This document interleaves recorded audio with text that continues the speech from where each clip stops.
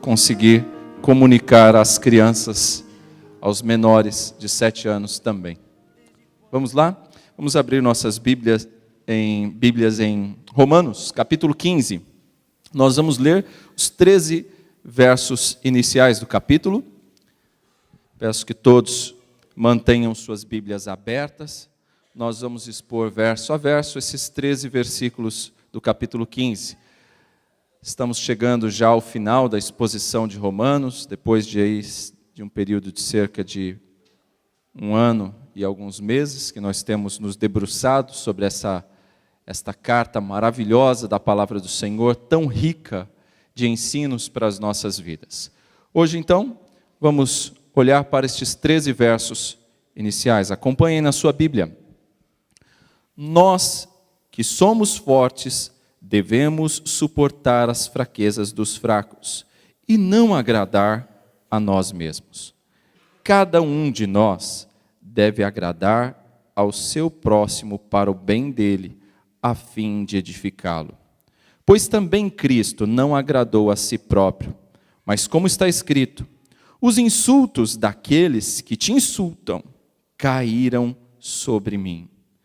Pois tudo que foi escrito no passado foi escrito para nos ensinar, de forma que por meio da perseverança e do bom ânimo procedentes das Escrituras, mantenhamos a nossa esperança. O Deus que concede perseverança e ânimo, dê-lhes um espírito de unidade segundo Cristo Jesus, para que com um só coração e uma só voz vocês glorifiquem ao Deus e Pai de nosso Senhor Jesus Cristo. Portanto, aceitem-se uns aos outros, da mesma forma que Cristo os aceitou, a fim de que vocês glorifiquem a Deus. Pois eu lhes digo que Cristo se tornou servo dos que são da circuncisão, por amor à verdade de Deus, para confirmar as promessas feitas aos patriarcas, a fim de que os gentios glorifiquem a Deus por sua misericórdia, como está escrito. Por isso eu te louvarei entre os gentios, cantarei louvores ao teu nome. E também diz, cantem de alegria, ó gentios, com o povo dele. E mais, louvem o Senhor todos vocês, gentios, cantem louvores a ele todos os povos. E Isaías também diz, brotará a raiz de Jessé, aquele que se levantará para reinar sobre os gentios. Estes colocarão nele a sua esperança. Que o Deus da esperança os encha de toda alegria e paz por sua confiança nele, para que vocês transbordem de esperança pelo poder do Espírito Santo. Vamos orar? Ó Deus bendito, acabamos de ler a Tua palavra, Senhor. A Tua palavra é viva, é eficaz, é penetrante e ela transforma a nossa vida. Ela é poderosa, Senhor. Por isso, ó Deus, vem operar na vida da Tua igreja, na vida do Teu povo, operar em cada um de nós, através da Tua palavra. Que o Teu Espírito nos dê clareza, nos dê entendimento, para que, Senhor, possamos entender a Tua mensagem para nós nessa noite. Em nome do Senhor Jesus. Amém. Meus irmãos, eu acredito que deve estar na memória da maioria dos que aqui estão. Eu creio que a maior parte dos irmãos viveram nesta época e podem se lembrar do que aconteceu em Nova York no dia 11 de setembro de 2001. Creio que até mesmo aqueles que não estavam vivos naquela época já assistiram os vídeos, ou o vídeo que mostra o momento dos aviões se chocando com as torres gêmeas, as torres do World Trade Center. E nós fomos testemunhas da destruição daqueles grandes edifícios, prédios gloriosos, enormes, belos. O que eu quero destacar e lembrar aos irmãos é como aqueles prédios tão grandes, tão portentosos, tão magníficos, suntuosos, caíram tão depressa. Em poucos segundos, aqueles prédios estavam no chão. Eram pó, cinzas e um monte de pedras. Meus irmãos, o que eu quero chamar a atenção com tudo isso é que destruir é muito fácil. É muito mais fácil do que edificar. Este final de semana nós fomos vítima disso, né? Um moço em poucas horas destruiu nossas janelas. E arrumá-las vai muito mais tempo. Destruir é muito fácil. Edificar não é fácil assim. Edificar dá trabalho. Edificar leva tempo. Edificar e construir é muito, muito mais difícil. E é o oposto de destruir.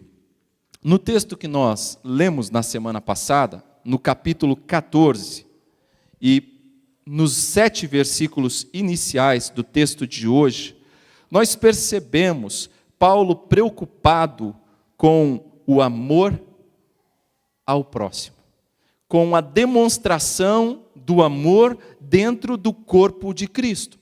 Essa é a preocupação do capítulo 14 e do início do capítulo 15. Eu quero que os irmãos percebam, e guardem isso, reconheçam que é muito mais fácil a gente destruir o irmão do que edificá-lo. É muito mais fácil. Mas veja que Cristo, nosso Senhor, Ele não veio para destruir. E como imitadores de Cristo, nós também não devemos destruir. Cristo veio para destruir, sim, as obras do diabo. É isso que a Bíblia nos ensina. Cristo veio, sim, para edificar para si um povo santo, sem mácula nem ruga, uma igreja gloriosa, como diz a letra do cântico que nós costumeiramente cantamos aqui. Cristo veio para fazer isso. E como seus membros, como discípulos, filhos de Cristo, nós precisamos ser conhecidos como aqueles que constroem, e não como aqueles que destroem. Nós não podemos ser conhecidos como aqueles que são os críticos, os que ficam atacando uns aos outros. Nós não podemos ser conhecidos assim. Nós não podemos ser conhecidos como aqueles que ficam a fazer fofoca. Não. Nós não podemos ser conhecidos como caluniadores. Até mesmo porque, irmãos, a calúnia, a mentira, é obra de Satanás. A Bíblia diz que ele é chamado de caluniador. Ele é chamado de pai da mentira. Ele é o destruidor. Ele é quem faz falsas acusações para separar pessoas. E nós não somos discípulos dele. Nós somos discípulos de Cristo. Então nós somos chamados para, em nome de Jesus, construir. Em nome de Jesus, edificar. Em nome de Jesus, não separar pessoas. Nós somos chamados para edificar. Em nome de Jesus. E Paulo está aqui falando exatamente sobre isso. Paulo encerra o capítulo 14, se você observou bem lá no verso 19 do capítulo 14, está na mesma página, ele diz: por isso esforcemo-nos em promover tudo quanto conduz à paz e à edificação mútua. Do que Paulo está falando então? Que nós temos que nos esforçar para buscar a paz em nossos relacionamentos. E o oposto da paz o que é? Guerra. É conflito? Isso é o oposto. E o povo de Deus, o povo que glorifica ao Senhor, não deve buscar lutas, mas deve buscar promover a paz. Assim deve ser o povo do Senhor. Essa é a primeira característica do povo que glorifica ao Senhor. E é sobre isso que nós vamos falar nessa noite. O povo que glorifica ao Senhor. Como é esse povo? A primeira coisa, nós já aprendemos, este povo que glorifica ao Senhor, ele contribui, primeiramente, para a edificação do outro. conforme Cristo, segundo Cristo. Mais uma vez, Paulo vem nos versos 1 a 3 ensinar o princípio de considerar o irmão mais fraco. Ele falamos na semana passada, capítulo 14, sobre o mais fraco, o mais forte, e Paulo volta a tratar desse assunto aqui no capítulo 15. Aliás, ele continua tratando. Verso 1, acompanhem na sua Bíblia. Nós que somos fortes, devemos suportar as fraquezas dos fracos e não agradar a nós mesmos. Cada um de nós deve agradar ao seu próximo, para o bem dele, a fim de edificá-lo. Pois também Cristo não agradou a si próprio, mas como está escrito, os insultos daqueles que te insultam caíram sobre mim. Espera aí, pastor, nós acabamos de ler Gálatas, e eu fiquei com a impressão que Paulo disse, eu não me importo em agradar os outros. Acontece que Paulo, em Gálatas capítulo 1, está dizendo que quando a questão envolve a palavra de Deus, naquilo que a palavra de Deus prescreve, naquilo que a palavra de Deus manda, naquilo que a palavra de Deus trata, taxa, nesse aspecto, quando a palavra de Deus ensina algo, aquilo é inegociável.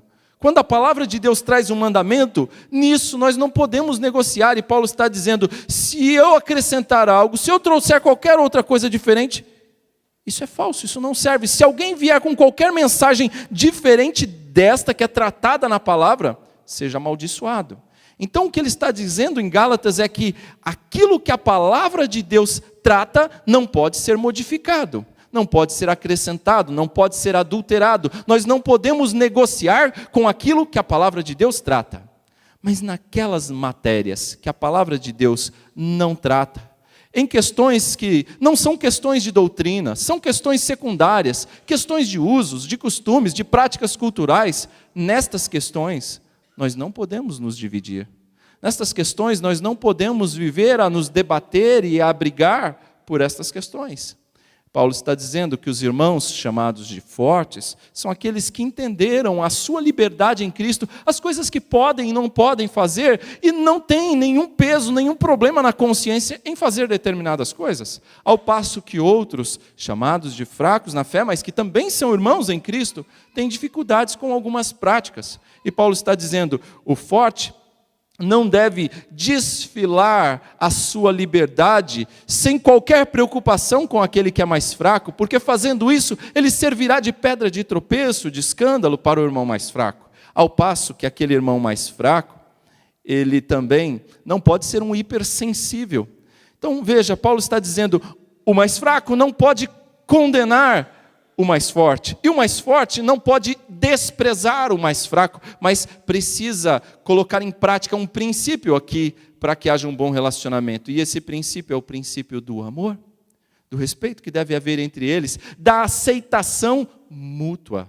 E Paulo está reforçando esse princípio nestes 3 versos iniciais. Devemos suportar as fraquezas dos fracos. Percebam que quando ele coloca devemos, Paulo se identifica aqui com o grupo dos fortes. Ele se identifica com o grupo que, de fato, ele entende que pode comer e beber à vontade, sem causar nenhum problema de consciência. Paulo se identifica com este grupo aqui. E por isso ele diz, nós que somos fortes, devemos suportar os nossos irmãos mais fracos na fé. Então, vamos voltar. O nosso primeiro ponto, com aquele que glorifica o Senhor, ele contribui para a edificação primeiro do outro, segundo Cristo. Então, Paulo está lembrando aqui, considere o irmão mais fraco na fé. Não desfile a sua liberdade diante dele, sem se importar se ele vai se escandalizar ou não. Se entendemos a liberdade que nós temos em Cristo, irmãos, nós não vamos ficar ostentando ela sem se preocupar com o nosso irmão mais fraco. Perceberam isso? Nós temos que buscar, ao contrário disso, suportar as fraquezas do nosso irmão. E não se preocupar em agradar a nós mesmos. É isso que Paulo está dizendo no verso 1, com todas as letras. Devemos suportar as fraquezas dos fracos e não agradar a nós mesmos. Verso 2, cada um de nós deve agradar ao seu próximo para o bem dele, a fim do quê, irmãos? A fim de edificá-lo.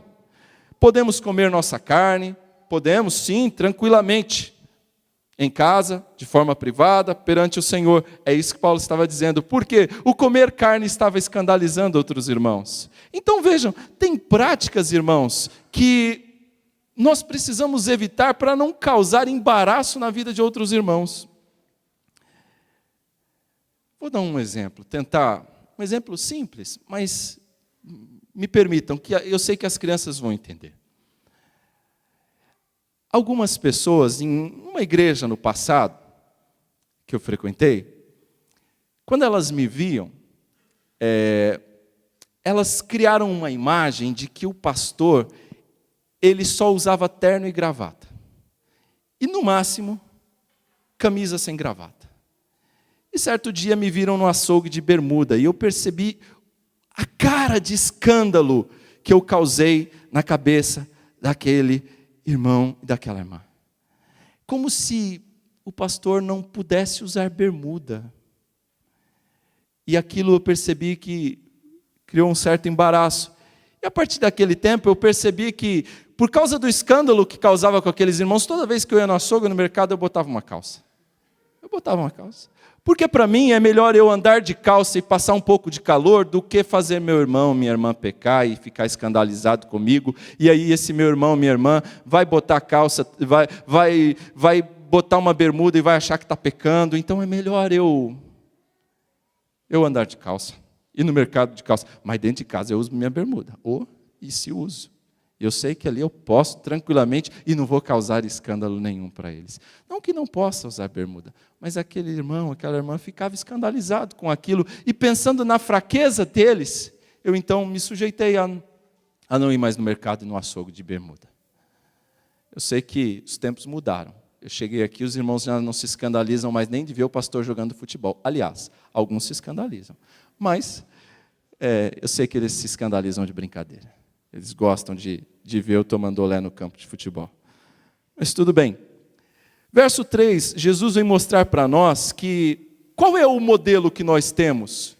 Qual é o princípio que nós temos, o modelo maior que nós temos a seguir para suportar uns aos outros, o modelo maior que nós temos para não buscar fazer os nossos próprios interesses. Quem foi que agiu assim? Quem é o melhor modelo para nós copiarmos de alguém que não buscava os seus próprios interesses, mas buscava o interesse do outro primeiro? Quem é o maior modelo?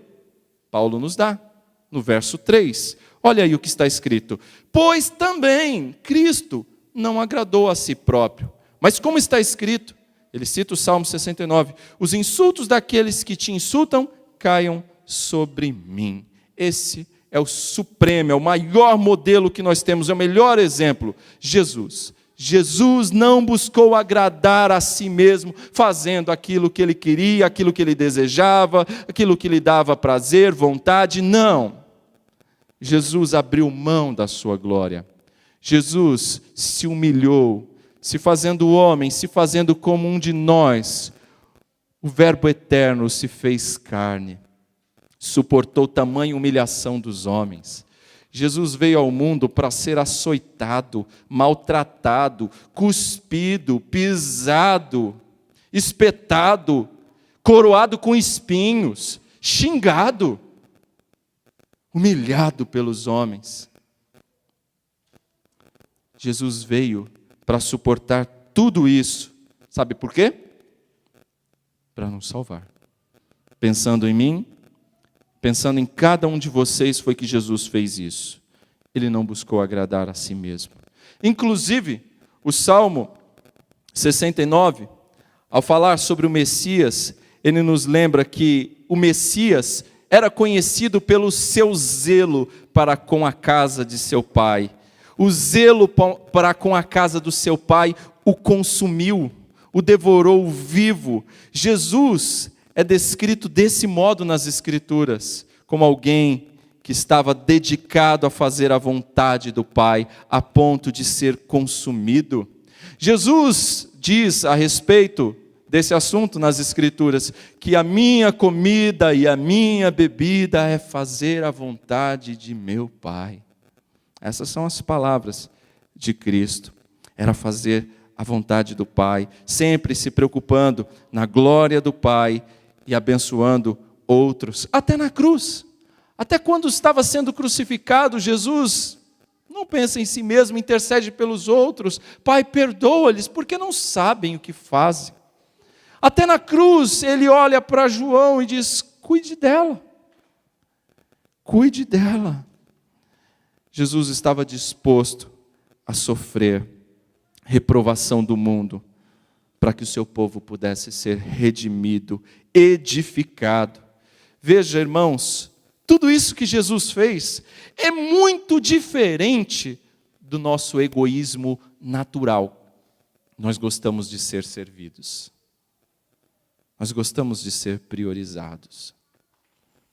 Mas nós não temos este mesmo zelo, este mesmo empenho, essa mesma vontade para servir e para priorizar os outros. Queremos agradar mais a nós mesmos do que aos outros. Quem dentre nós pode aqui dizer que tem a graça de Deus tão semeada na sua alma, a ponto de desejar ardentemente, apaixonadamente, priorizar o outro do que a si mesmo? Quem de nós? Uma coisa é certa, meus irmãos, ainda que venhamos a priorizar um ao outro, uns aos outros, ainda que eu faça o maior dos sacrifícios por qualquer um de vocês, o meu sacrifício, o nosso sacrifício, não vai ser nada quando comparado àquele que foi feito no Calvário por você e por mim. Não é nada se comparado ao que Cristo fez. Alguém já disse que a fórmula da felicidade, a fórmula da alegria, são 3 passos bem simples. Guarde bem. Você quer saber a fórmula da alegria, não quer? Todos nós queremos. Então guarde bem. É bem simples. 3 passos. Em primeiro lugar, precisa vir na sua vida Jesus. Jesus em primeiro. Em segundo, o outro. E em terceiro, você mesmo. Se você colocar estas 3 coisas nesta ordem, neste lugar, não vai falhar. Em primeiro lugar, Jesus. Deus em primeiro lugar. Em segundo, o outro. E em terceiro, você mesmo. Ele deve ser a prioridade, porque dele, por ele, para ele são todas as coisas. A ele a glória eternamente. Amém? Agora, quando eu coloco o outro antes de mim, digamos que nós temos aqui 100 irmãos. Quando eu coloco os 99 antes de mim, e me preocupo antes com vocês do que comigo. Se cada um de nós fizer isso, irmãos, nós sempre vamos ter 99 pensando primeiro em mim. E se eu fizer o contrário? Vai ser só um pensando em si mesmo. Só um. Só eu pensando em mim mesmo. Mas à medida que nós colocamos o outro antes de nós mesmos, nós começamos a estabelecer a ordem certa dessa fórmula da alegria. E depois, vem nós mesmos. É isso que nós aprendemos nas Escrituras, irmãos. Nós aprendemos que o amor, ele é outro-centralizado e não egocentralizado. É o outro primeiro do mim. Isso é bem diferente do egoísmo natural dos dias de hoje. Quando nós fazemos, irmãos, o que o apóstolo Paulo está recomendando nessa passagem, de buscar agradar os outros para a edificação deles, o resultado não é perda.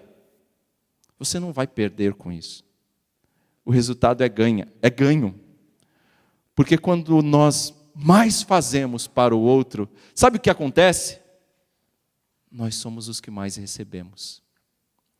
É o mesmo princípio do nosso culto. Nós viemos ofertar ao Senhor, nós viemos entregar ao Senhor, nós viemos trazer culto ao Senhor, mas na verdade nós somos os que mais recebemos. Deus não é acrescentado, mas nós sim, nós somos abastecidos, nós saímos daqui mais cheios do que entramos, nós sim, nós somos edificados neste processo. Um povo que glorifica ao Senhor, primeiramente contribui para a edificação do outro, conforme Cristo.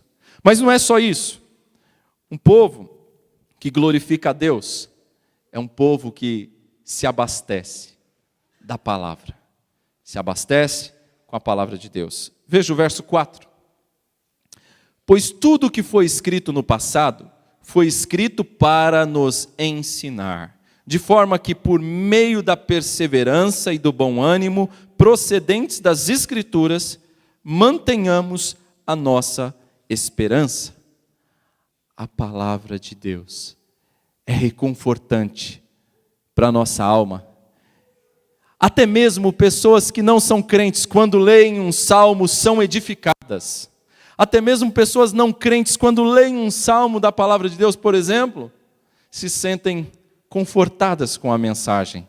E quanto mais nós, que amamos a Deus e a sua palavra, quando a lemos, quando nos debruçamos sobre a sua palavra, somos acalentados, edificados, recebemos alimento para a nossa alma.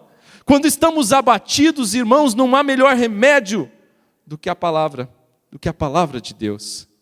A palavra de Deus não só traz perdão, consolo, não só traz para nós esperança, mas ela nos fala dos grandes feitos de Deus. Ela nos fala da obra poderosa de salvação que Deus fez através de Cristo. E quando começamos a contemplar na salvação, na nossa vida, nós que somos tão pecadores, que não merecemos, a nossa reação deveria ser a mesma de Simeão, como nós lemos: ah, Senhor, agora pode levar em paz teu servo, porque eu já vi a tua salvação. Quando ele vê o Cristo, a salvação prometida, ele: Senhor, agora pode levar em paz o teu servo.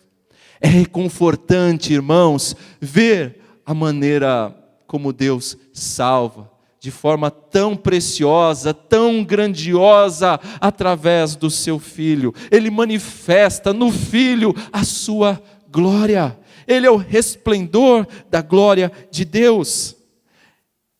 Muitos pensam que o Espírito Santo é o Consolador, é o primeiro Consolador. É verdade, ele é o Consolador, mas não é o primeiro. A Bíblia nos diz que ele é o outro Paráclito, o outro Consolador, que significa esta palavra, tá? Paráclito, crianças, Consolador. Então, Jesus é o primeiro Consolador, o Espírito Santo é o segundo. Então, o nosso primeiro Consolador é o Senhor Jesus Cristo. E como é que ele nos consola? Pela palavra. Pela palavra ele nos consola. Então, o povo que quer glorificar a Deus, ele se abastece da palavra. Ele se alimenta da palavra. Na palavra nós temos consolo. Na palavra nós temos esperança. Na palavra de Deus nós temos perdão, ainda quando esta palavra é dura conosco. E às vezes essa palavra é dura conosco. Às vezes a palavra nos mói, nos trata, parece quebrar o vaso para fazer de novo. Mas ainda assim, essa palavra tem sempre consolo, esperança, perdão. Sabe por quê? Porque é o Espírito Santo aplicando essa palavra ao nosso coração. É o Espírito Santo tratando o nosso coração. E ele não destrói, ele trata. O diabo sim, o diabo destrói. Inclusive ele veio para isso. Ele veio para matar, roubar e destruir. Mas Cristo não. Com a sua palavra Ele nos traz consolo. Com a sua palavra Ele nos trata. Ele trata da nossa vida, do nosso coração e não destrói. Aqui, irmãos, Paulo está falando do consolo das Escrituras, a fim de que tenhamos o quê? Esperança. É sobre isso que Paulo está falando, para que possamos ter esperança. Sem a paciência e o consolo que a palavra de Deus traz ao nosso coração, irmãos, nós estaríamos como o resto do mundo. E como está o resto do mundo, que não tem a palavra? Sem esperança. É assim que o mundo está hoje. Quando você conversa com as pessoas no trabalho, quando você conversa com as pessoas aí fora, principalmente nós brasileiros, né? Quando você conversa com os amigos na rua, na roda, o que é que você ouve? Palavras de desesperança. Esse é o reflexo do mundo sem esperança. Sem a palavra de Deus, nós estaríamos igualmente sem esperança. Nós temos um mundo que está perecendo diante dos nossos olhos. As pessoas estão desfilando diante de nós soberba, como se estivessem bem, como se estivessem ótimas, cheias de coisas, mas na verdade estão escondendo, maquiando uma triste desesperança que acalentam. Essa é a grande verdade do mundo. Os que estão sem Cristo estão sem esperança. Mas os que estão em Cristo têm esperança. Quem tem a Cristo tem a vida, tem esperança. Mas não é só isso que Paulo trata aqui. A partir do verso 5, nós vamos ver do 5 até o 7, que um povo que glorifica a Deus também experimenta unidade segundo Cristo. Acompanha aí. O Deus que concede perseverança e ânimo, dê-lhes um espírito de unidade, segundo Cristo Jesus, para que com um só coração e uma só voz, vocês glorifiquem ao Deus e Pai de nosso Senhor Jesus Cristo. Portanto, aceitem-se uns aos outros da mesma forma que Cristo os aceitou, a fim de que vocês glorifiquem a Deus. Notou quantas vezes a palavra glorifiquem? Daí nós extraímos nosso tema. Um povo que glorifica a Deus. Ele experimenta unidade. E não é qualquer tipo de unidade, porque se você for pensar em unidade, até torcedores de futebol têm unidade. Mas é unidade segundo Cristo. É Cristo que deve nos fazer, de fato, uma igreja, um corpo, um povo. A unidade da igreja é essencial para que Deus seja glorificado. E essa unidade da igreja só é possível de ser desfrutada em Cristo. Apartados de Cristo, nós vamos viver a abrigar-nos, a brigar uns com os outros, vamos viver a nos pegarmos, a viver em ciúmes, em inveja, em partidarismos, facções.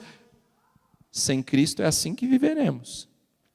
Mas em Cristo é diferente.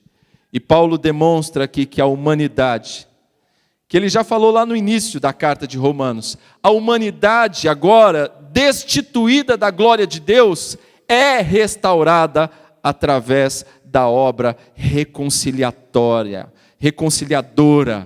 de Cristo. É Cristo quem reconcilia o homem com Deus. O homem que estava destituído da glória, ele vai ser colocado novamente no estado de glória com Deus. Pois bem, glorificamos a Deus, não com disputas. Resumindo, não brigando um com o outro, não nos dividindo por questões secundárias, questões que não são doutrinárias, questões que não são tratadas na palavra de Deus como doutrinas, questões que não são essenciais. Ou seja, nós glorificamos a Deus quando não vivemos a brigar por causa dessas coisas. Quando não vivemos em batalhas internas na igreja, ferindo a comunhão, machucando-se uns aos outros, julgando os irmãos, desprezando os outros. O culto que agrada, o culto que glorifica a Deus, é aquele que é parte de corações unidos. Corações unidos pelo mesmo propósito e no mesmo sentimento. Isso é difícil, não é? Por isso que eu disse, isso só é possível em Cristo. Se nós estivermos em comunhão com Cristo, quanto mais perto de Cristo estivermos, isso será possível. Agora, se não tivermos em comunhão com Cristo, não viveremos em comunhão uns com os outros. Todos os salvos, irmãos, a Bíblia diz, todos os salvos vão morar juntos no céu. Não vão morar separados, um céu para cada um. Vão morar juntos. No céu vai haver perfeita unidade. A igreja será como um só corpo. E se nós vamos viver juntos no céu, nós precisamos começar a praticar isso já. Precisamos treinar isso já. Precisamos viver como igreja, como povo de Deus, como um só, já. Agora, já precisamos desfrutar dessa unidade, porque quando chegarmos no céu, os santos, diz o texto aqui, terão uma só mente, uma só voz, cantarão juntos para a honra e glória de Deus. Mas a igreja deve ser assim hoje. E se a igreja for assim hoje, ela é diferente do mundo. A igreja hoje precisa viver como um só corpo. Eu não estou pregando com isso, irmãos, um movimento ecumênico de união de denominações, não. Estou falando dos salvos em Cristo, como o crente em Jesus deve viver. Ele não deve se dividir por questões secundárias. Ele deve amar a Cristo. Ele deve sim tratar com muita seriedade aquilo que a palavra de Deus trata. Mas aquilo que a palavra de Deus não trata, que temos que buscar entender por princípios, essas coisas não devem nos dividir. É sobre isso que Paulo está falando desde o capítulo 14. Não é por causa da bermuda que você vai condenar o teu irmão. Não é por causa da calça que a tua irmã usa que você vai condená-la. Ame-a ainda assim, mesmo entendendo que a calça para você é algo nocivo, não use. Porque se você usar, você vai estar pecando contra Deus, porque na sua consciência isso é pecado. Paulo tratou sobre isso no capítulo 14. Mas não condene a tua irmã que usa. Pois bem, nós precisamos ser um corpo. Precisamos ser como um coral. E como é que é um coral mesmo? São vozes diferentes, mas que quando juntos, cantam juntos, afinados, formam um grupo que canta bonito, não é? Cantam uma bela melodia, não é assim um coral? Vozes diferentes, unidos, dando vazão a uma bela canção. Um coral afinado. É isso que a igreja do Senhor Jesus precisa ser. Aqui no verso de número 7, tem uma palavra importante para a gente observar, um verbo. Olha aí no começo. Portanto, aceitem-se. Aceitem-se uns aos outros. Essa expressão aceitem-se tem o sentido de receber o outro calorosamente, sem diferenças. Essa é a ideia. E aqui no verso 7, nós temos a conclusão daquilo que Paulo começou lá no capítulo 14, e ele termina aqui. Ele termina no verso 7 de tratar sobre esse assunto. Portanto, inclusive a expressão portanto denota exatamente isso, a conclusão. Portanto, aceitem-se uns aos outros da mesma forma que Cristo os aceitou, a fim de que vocês glorifiquem a Deus. Portanto, assim como Cristo os aceitou, aceitem-se uns aos outros.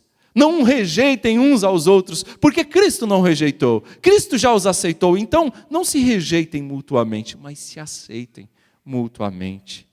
Essa é a conclusão do texto. Quando nós acolhemos um ao outro,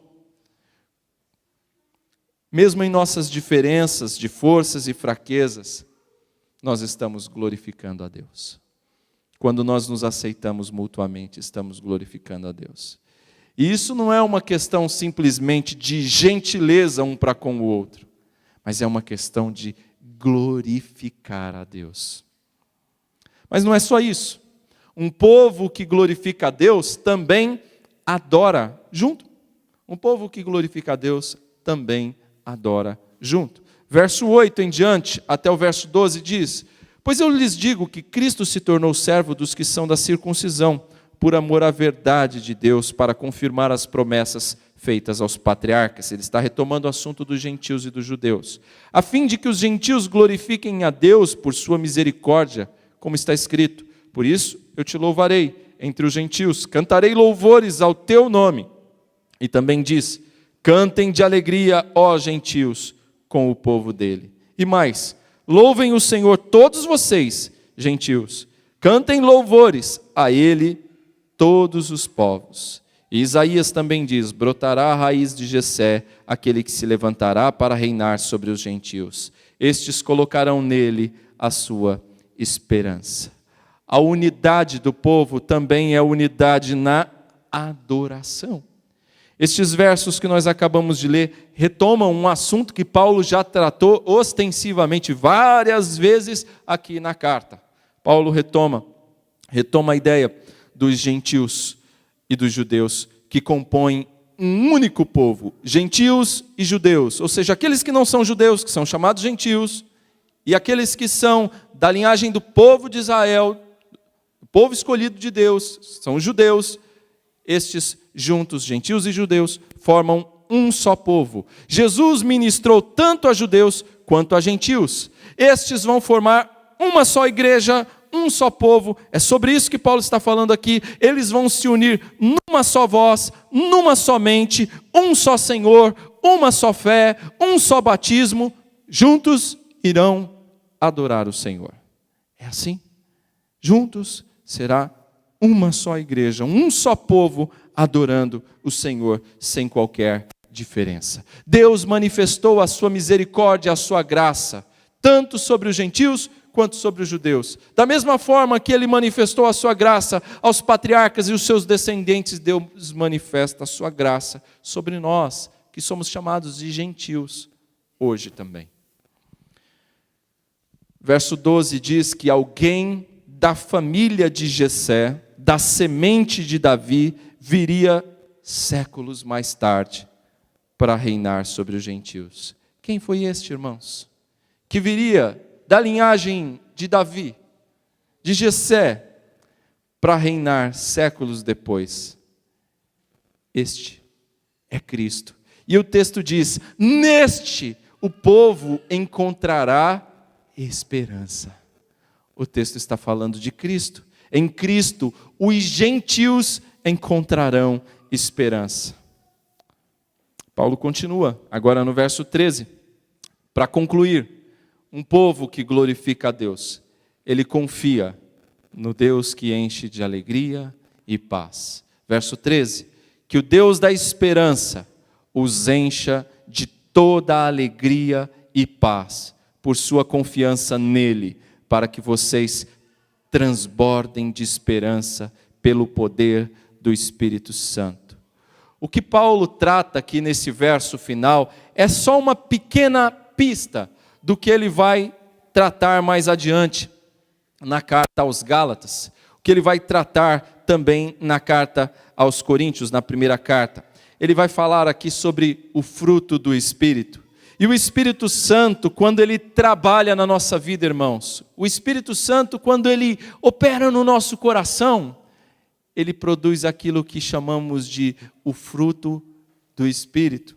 E esse fruto do Espírito, irmãos, é o amor de Deus semeado no nosso coração, que produz alegria, que produz paz, que produz esperança, paciência, que produz benignidade, que produz bondade, que produz humildade, domínio próprio. Todas estas qualidades é fruto do Espírito, é o Espírito Santo operando em nós.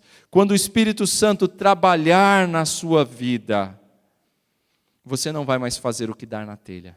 Você não vai agir mais impulsivamente. Você não vai agir mais pensando nos seus interesses antes do que nos outros. Você não vai mais agir arrotando a sua liberdade sem se importar com os outros. Porque o Espírito operando em nós produz esse fruto maravilhoso, que enche o nosso coração de amor pelos outros. Paulo estava bem consciente de que o fato de que na presença dessa alegria e paz não há lugar para miudezas. Na presença dessa alegria e paz que o Espírito produz, não pode haver espaço para questiúnculas, questõezinhas assim, que ficam dividindo. Não há espaço para isso.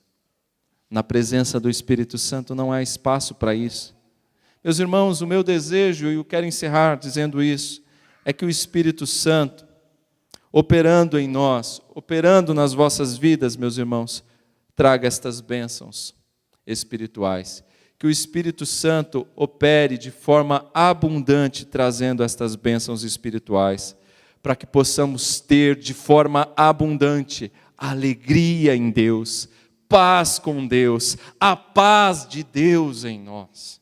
Que o Espírito Santo, operando na sua vida, te traga todas estas bênçãos espirituais, porque essa de verdade, essa é a nossa grande riqueza, é a riqueza da igreja, essa esperança, esta alegria, esta paz abundante do verso 13, é a nossa riqueza. Porque quando você chegar lá no céu, eu disse que vou encerrar só mais um minuto, paciência comigo aí. Quando você chegar lá no céu, o carro novo que você deixou aqui, não adiantará. Ah, mas a casa grande que eu tinha lá, não vai adiantar. A conta bancária, isso não vai adiantar. Os filhos que eu deixei, isso não vai adiantar. Quando chegar lá no céu diante de Deus, o que vai adiantar e o que tem valor eterno são esses frutos. Aliás, esse fruto que o Espírito opera nas nossas vidas. Isso sim vai adiantar. Estas são as nossas grandes riquezas. Que nós sejamos de fato um povo assim, rico em esperança, rico em alegria e rico em paz. Amém?